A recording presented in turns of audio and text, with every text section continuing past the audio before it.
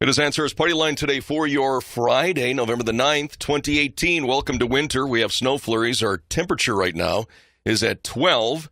West winds are at 9 miles an hour. Humidity about 85%. So we're at 12 right now. Feels like about 1 below with the wind chill factored in.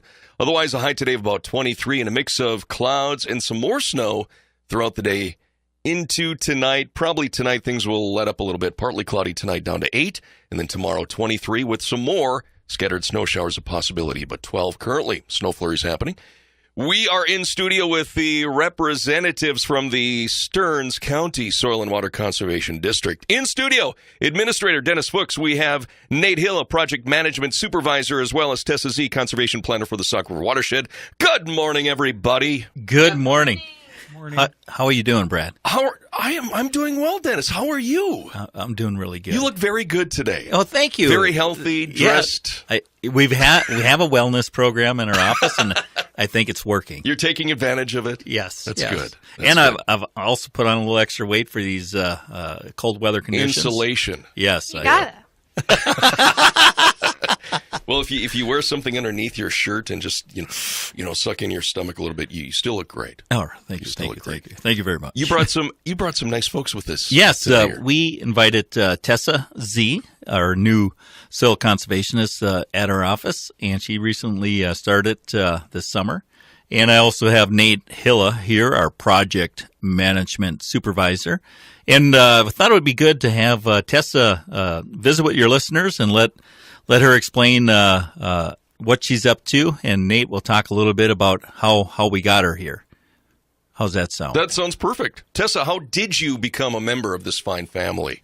Well, I graduated this past May from Kansas State University, and I was thinking, where am I going to go in this big old United States? I could go anywhere. Where should I go? So I was applying for, a few jobs here or there, but when I saw the conservation planner for the Sauk River Watershed area with Stearns SWCD, I figured I'd go for it, flew out for my interview, and here I am. So basically, I'm new to Minnesota, but I love it so far, despite it being 12 degrees out right now. But wind chill feeling like -1. Yeah, but basically, I have an agronomy background, soil science mostly. I was on the soil judging team at Kansas State, and I was basically just always interested in sustainability, increasing productivity with your cropping systems, things like that. And I figured conservation planning was a great way to go about that, natural resource management. So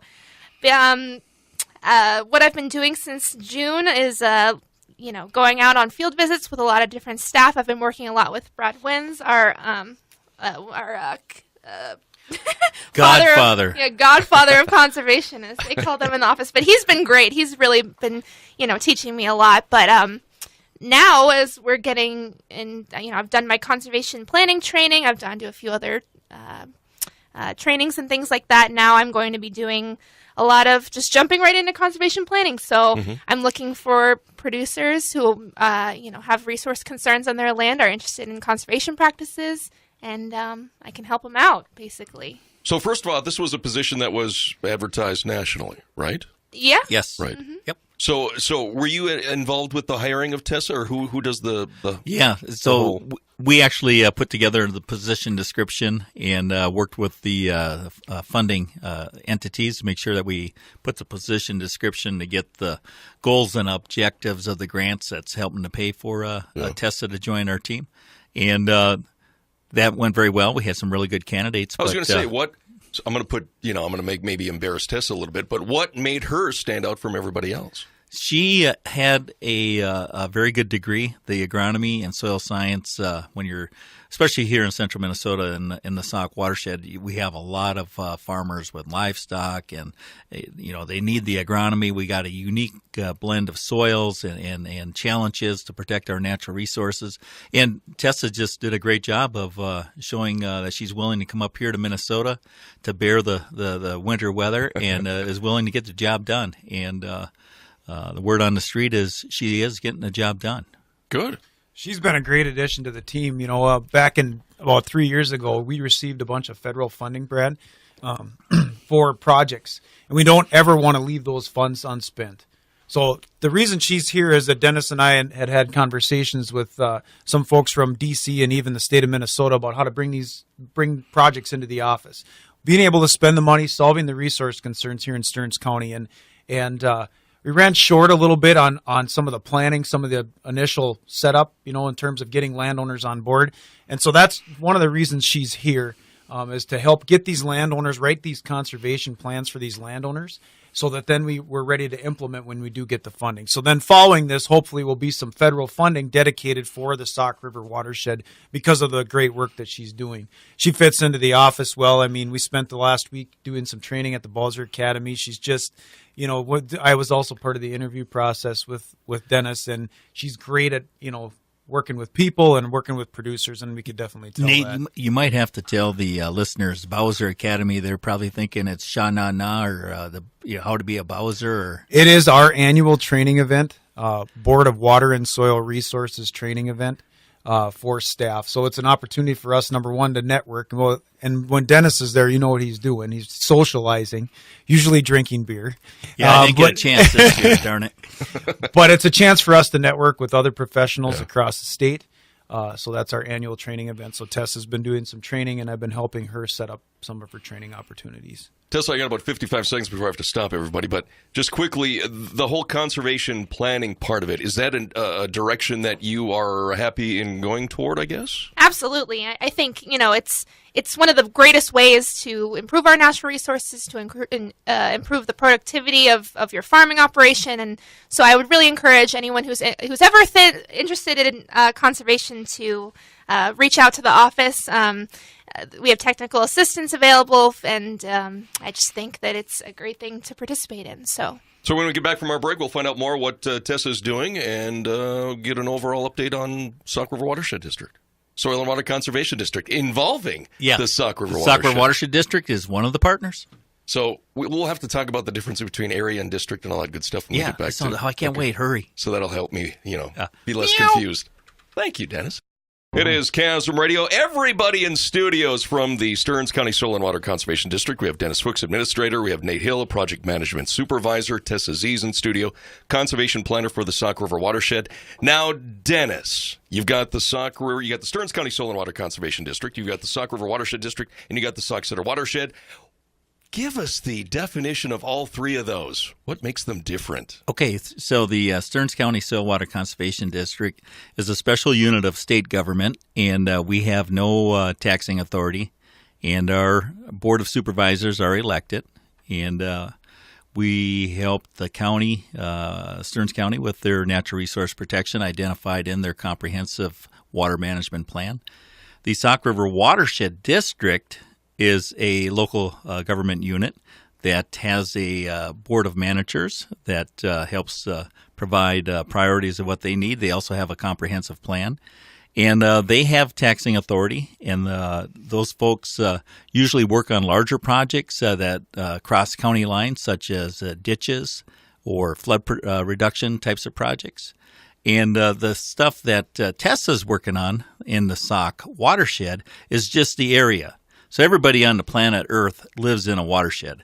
A watershed is just where a raindrop lands on your property. It goes to a common point. That creates the watershed area. So she's working in the Sauk. So all of the work that she's working on in the Sauk River watershed ends up in the Mississippi River right above the City of St. Cloud's intake pipe for the drinking supply water for the residents. So the work she's doing is extremely important. Yeah, and the Sauk River area, it covers, it's mostly in Stearns County, but there's a few parts of it that cover in Todd County and Pope and Douglas and a tiny, tiny bit of Meeker. So I'm housed in the SWCD office in Way Park because that's where all of our, engineers, design people, technical people are, and where I'm housed, but I'm working in that entire area. I just wanted to make that clear because I'm just one of 9 conservation planners that have been hired through this Watershed Conservation Planner Initiative through Bowser and NRCS. So that's just, Sauk River is my area, and that's where I'm doing my conservation planning. So there's 8 others as well. Correct. Yes, they're still hiring a few, I think, but by the end of the year, all 9 will be hired, I'm pretty sure. So with 9 all working together, how do you get the process done? Everyone has a different watershed within the state, so they all have different watersheds all throughout, and we will only be meeting probably a couple times a year just to bounce ideas with each other and see how everyone's doing. So we're independent, right. but we all have similar job descriptions and are doing similar things. Well, then, as far as the Sauk River watershed, how does the planning process work with you, Tessa? Yeah, so basically I would come out to your farm and do a resource inventory and talk to you about what your concerns are, what problems you're having, what you would like to work on, basically. And then I would, take some pictures, walk around, and just get a general idea of what's going on. I would then go back to the office and make a conservation plan, if you will, and that would include resource maps, soils maps, LIDAR, things like that. And then we would work on a design for whatever conservation practices you're interested in. And basically, you would then have that plan, and that would be available to you, so you could get a full farm look at what's going on your property, or something specific, like a specific field or a specific goalie that you have, or anything like that. So it's kind of it starts with site visits, and then office work, and then probably a follow-up site visit. And yeah, am I missing anything here? Well, if the listeners were wondering what a LIDAR is, that's not a lie detection test. We don't do that. We assume we're working with good folks out there. But LIDAR is a method of collecting digital elevations across the landscape, so we can see areas where we might have concentrated flow of rainfall that could create a gully, where it would be beneficial to have a grass waterway, a water sediment basin, or just saturate your field with cover crops and keep it green. So, Tessa, by the time you make that face-to-face contact with the landowner, are they already, I guess, motivated to listen to your plan and follow through with something that you recommend? Or is it a fact that you have to kind of say, I think you should do this, even though they may not be wanting to do what you think is best for them? Yeah, exactly. I mean, I think it's always up to the landowner to make the decision, of course, but I'm just there to, say my side and what I think the recommendations would be beneficial to them. So, and it's not just erosion control or anything. I've been working on a lot of different projects. I've been doing grazing things, cover crops, tree planting, lots of different stuff. Irrigation. So, irrigation management, and all those things tie into the natural resource management and conservation planning. So it's kind of, if someone's not motivated to work with me, then they're not, what's wrong with them? I'm not going to Come on, Tessa, do your job. It's all about showing them the benefits, and then that's that. So then how do you you've got so many things and options like you just mentioned. How do you narrow down what's best? Is it the financial part of it, or what's best to choose for that landowner? Is it just the cost factor, or the most benefit from the project you want to plan for them? I'd say it's a little bit of both. Okay. I think the godfather of conservation, Brad Wins, I think he's done a great job in modeling for Tessa the fact that it's got to work within their operation. So you got to look at, we were talking on break, you have to look at, the economic side of things, but you also need to look at the structural side of things a little bit. So you got to look at the whole farm approach. So and again, taking the farmer or landowner's ideas into consideration is something we definitely do. So as part of those options, Brad, the farmer has an option to choose, A, B, or C. So that's what Tessa's job is, to assist in that. Another thing that, so Tessa's there providing the technical assistance. Another big component of this is the financial assistance. And a lot of times, let's say that Tessa's out there and identifies a feedlot runoff problem, and they need to contain their waste and apply it at agronomic rates on their field. We have financial assistance through the Environmental Quality Incentive Program, and maybe even potentially some state funds to help offset the cost of implementing these projects. And a lot of times we can get up to 75% cost share. And that just really helps the farmers implement these conservation practices that help all of us enjoy our natural resources. Was there ever a time, though, when you clearly can see that what's happening is negatively impacting the environment and this should be a priority? And then how do you go with, follow through with that? Where should Tessa be working on farmers that have the greatest need? Is that what's the question? Is it more of the need aspect, or is there something where there's something going on that's really negatively impacting the watershed, and that has to be taken care of first? do look at, we do prioritize some sites like that. We work with our partners. And Yeah, and I was going to bring up the One Watershed, One Plan, where we're working with the Sauk River Watershed District, Pope SWCD, Todd SWCD, Douglas SWCD, Stearns SWCD, all of the counties, and our state partners and other partners in identifying the highest priority areas with the greatest pollutant load occurring, and that's where we'd like to target a lot of our conservation activity, including Tessa's. Right. So if there's an area that's experiencing either a humongous sediment load, a lot of stuff moving into the Sauk River, we want to make sure that we're addressing that upland area and those farmers as much as possible. Now, you got to keep in mind that we're not a regulatory agency. We provide voluntary assistance and financial, so technical and financial assistance to encourage our producers and farmers to do the right thing, and including our lakeshore residents too. All right. But Tessa doesn't work with those types of folks. She works with the farmers. We have like Greg Berg in our office. That's to work where I with. was confused. So, Okay. yeah. Yep. Okay. Yeah, I was a little confused too. Okay. Yeah, I mean, if I'm looking at some maps and some aerial maps and I see some, areas that it's obvious that there's some more erosion present or things like that, I think I have the ability to do outreach in certain areas to say, hey, it would be, I've noticed some things or whatever, even if I'm driving around and see something, I think I have the ability to be, doing different Doing what's right. prioritization. Yeah. But I just want to do what's right. For sure. And we're really fortunate in Minnesota because we've got a lot of monitoring going on with the Minnesota Pollution Control Agency. The Sauk River Watershed District does a lot of monitoring to assist the Minnesota Pollution Control Agency, identifying where we have the greatest resource concerns within the Sauk watershed. And we can focus our activities where they're identifying, high pollutant loads. And we're just lucky because not every state is like that. And what our role is to work with those farmers and encourage them to participate with our programs and avoid any future regulatory type of programs because our producers are proactive and want to solve the resource concerns. So now, Nate, when there's a plan in place that Tessa has implemented or wants to implement, how do you work as the supervisor work with Tessa? How do you guys work together? Well, I'm responsible for assisting lining up the projects. So we've got a number of staff in our office that work on projects. Her expertise is in conservation planning. So we do have engineering services in the office. And actually, I was going to mention, we did receive a $1 million NRCS collaborative grant. So if you're listening to this show, you're in the area to receive technical assistance. This is funding for our engineers and our engineering assistants to put these projects on the landscape. So what that does is then those folks will go out and do a design. The technicians from Pope, Douglas, or wherever, as long as they're in that area, they'll do a design, come up with options, meet with the farmer, do a preliminary cost estimate, figure out what there's an opportunity for financial assistance, so the farmer or landowner can make good decisions based on those factors.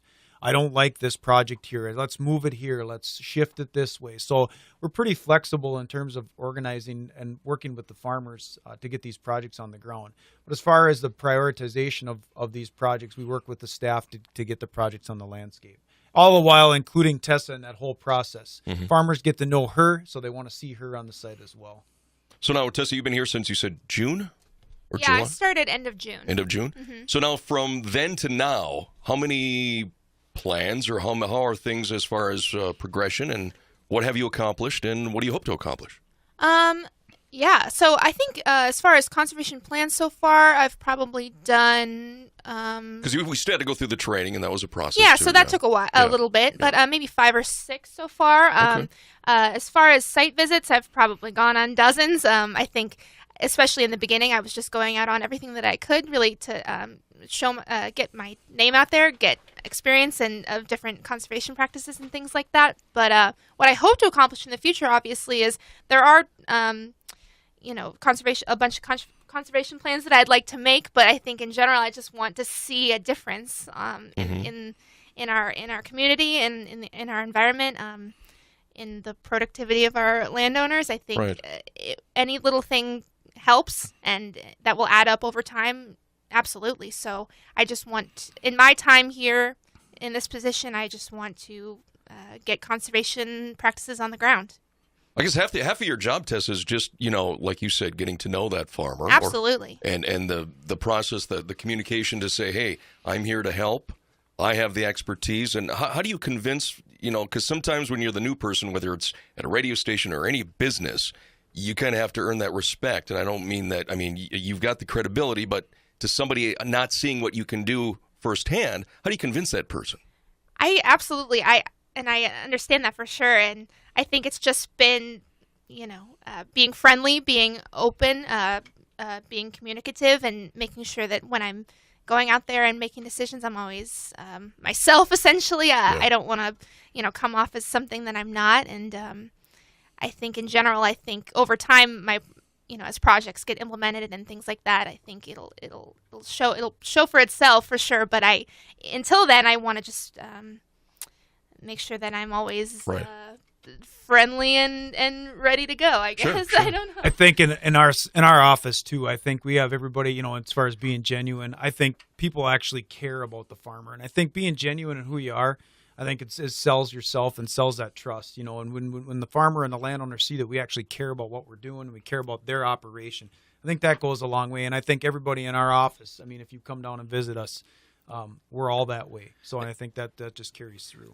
I think if you look at the staff in Wade Park office, or even our partners across from Benton to Big Stone, across the whole 12-county West Central Technical Service area that we're part of, they are all very passionate in helping our producers, and they understand how the difficult times in right now with the dairy prices and crop prices, the whole ag economy suffering somewhat. And we just want to reach out and bring these dollars back from the state and from Washington, D.C., and get those here to central Minnesota to help our producers sustain their farming operation.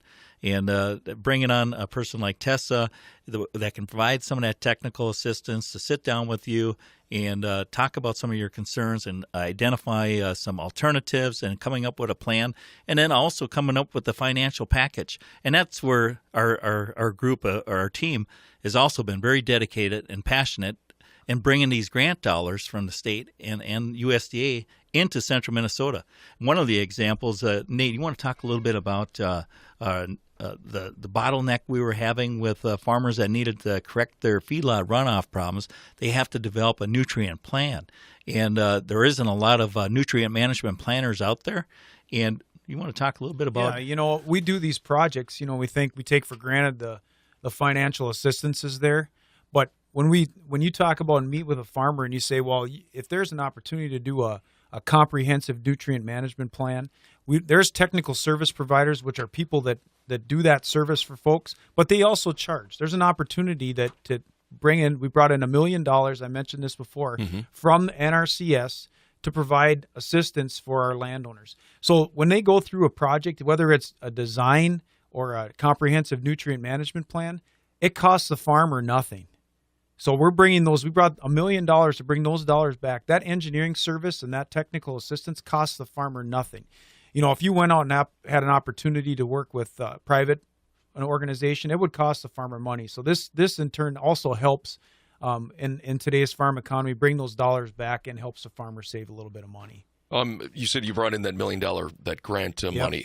The situation with the grants, has that been the trend been positive as far as we're going to have money coming in? There will be money coming in eventually. I've been here for almost 12 years now, and the conversation that we've always had is there going to be grant dollars available? And I have yet to see that go away. There's always an opportunity. We identify any deficiencies that we have. If we've got landowners on the list that want to do ag waste projects, which are manure pits, stacking slabs, things like that, or erosion projects like grass waterways, we go and find the money. There's opportunities all over, but it's just identifying those deficiencies. If we've got 10 landowners wanting to do something, we're on the web. We're searching, resources to try to find opportunities to get them funding.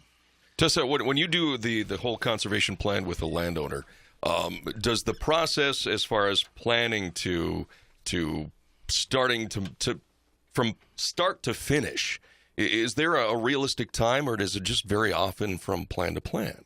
It varies from plan to plan, but it also varies time of year. I think the actual making the conservation plan and doing the site visit doesn't take all that long. It's kind of more than if we have to, make a discussion about the design, and then, when we want to get that implemented, if it's in, the spring, or if I were to have someone call me today, I would be able to get out there hopefully before the snow gets too crazy, right. and then have some discussions and back and forth about the plan, presently, but then maybe implementation wouldn't and discussion further wouldn't be until the spring, So it just depends on the plan, and especially big plans that, that I then would pass off to our engineers and designers, that would also take different times. It depends. Do all the conservation plans end in success or the results you had hoped for? No, they don't actually. And so then what happens then? Well, then it's kind of just up to the landowner. I mean, they Right. have their plan, and they can do what they see fit with it, I think. And in other words, do they often have an unrealistic maybe expectation sometimes or not? I mean, not necessarily. Not. I mean, if It varies probably. it varies, not necessarily. I think it's just once we have that discussion, I think then expectations are actually set, and so hopefully then there wouldn't be any confusion. But Right. It's A lot of times what happens is we keep the file on hand. Just in case. Just in case. And a lot of times they Sure. come back in if there's a resource concern, because Right. back in 2014, just north of Albany got hammered with rain. And we had done some plans, and we haven't had those extreme Mother Nature weather. kind of throws things with Yeah. a wrench in the system. So Sure. a lot of times we save those in case there is another visit from that landowner. So I just wanted to share with your listeners the guiding principles of soil water conservation districts, and I really think this gets at the heart of what Tessa's doing, what her team there at Wade Park and across Minnesota. So these are the guiding principles that the Minnesota Association of Soil Water Conservation Districts have adopted, and something that our Board of Supervisors really Like a mission statement? yeah. Okay. So they've got several points here. So here we go. We know that Minnesotans take great pride in precious natural resources our state has to offer. We believe that people inherently want to help the environment for future generations and to be good stewards of the land. We believe that healthy soil and clean water are key contributors to Minnesota's economic vitality. We strive to help Minnesota's landowners care for the land in a collaborative way, approaching each project with an open mind.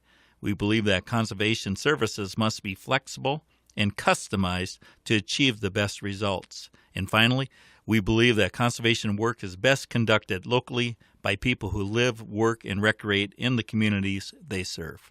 Isn't that awesome? That's literally, they could be on stone tablets in your office. Right? Yeah. Yeah. Little guide. But and I think all of the staff there in their heart, that's just what they believe and feel. And we just want people to come in and visit with us, and we love land. We love our resources, and we want to help the people if they have concerns. They've got either nutrient management problems, or they're overwatering with irrigation, or they've got feedlot problems, or they broke an axle off their tractor running across a gully. We can help solve those problems. You've got a convention coming up before we forget here, too. Yeah, that's coming up here in December, and it's going to be at the Bloomington Hotel in, I should say, the Doubletree Hotel in Bloomington, and that's December 9th through the 11th, and it's going to be Sunday, Monday, Tuesday, and this is when we also recognize our outstanding conservationists, which is the Vote Family Farm over by Alrosa, and just to give you a little, this is what they're going to be reading about this family farm at the convention when they're recognized. This year's Stearns County Outstanding Conservationist is Vote Dairy Farm from Sauk Center. The farm is owned by Ken Vote and his sons Ethan and Aaron and their families. They operate a dairy farm consisting of 345 cows along with 450 heifers and calves. They grow corn, alfalfa, soybeans on 536 acres of owned and rented land. The Votes became certified in the Minnesota Ag Water Quality Certification Program by agreeing to reduce tillage and install alternative tile intakes. Along with participating in the Conservation Stewardship Program, they have implemented many conservation practices over the years, including buffer strips along protected waters, animal waste storage facilities, nutrient and pest management, well decommissioning, and participated in the Environmental Quality Insurance Program, energy audit, and energy improvements. So the listeners got to hear what is actually going to be said down at the convention. Wow. We also are going to be reviewing some resolutions and stuff like that, too. And it's going to be a fantastic show. You're goofy. So we'll visit again mid-December, and we'll get updated on everything that took place between now and then. Yes, we will. And just a quick update, our district conservationist, Rick Burscheid, has moved on to a different job down in Rochester with NRCS, and we should be finding out soon, either December or January, who our new district conservationist with NRCS is, and hopefully we'll have that person on air to meet the listeners with Chasm. It's almost like a I don't know, what do you call it? What do fraternities do? Come on, help me. Hazing. Yeah, yeah. When they Hazing. bring them on, well, it wouldn't be that drastic, but bring Initiation, them. if There you will. you go. That's a better word. This is That's my a better initiation. word. See, Yeah, initiation, better. from the Stearns County Soil and Water Conservation District, Dennis Fuchs, Tessa Zee, Nate Hylla. Thanks for your time today. Thank No you. problem. Thanks, Brad. Thank you. It's a minute past 10. We've got news coming up.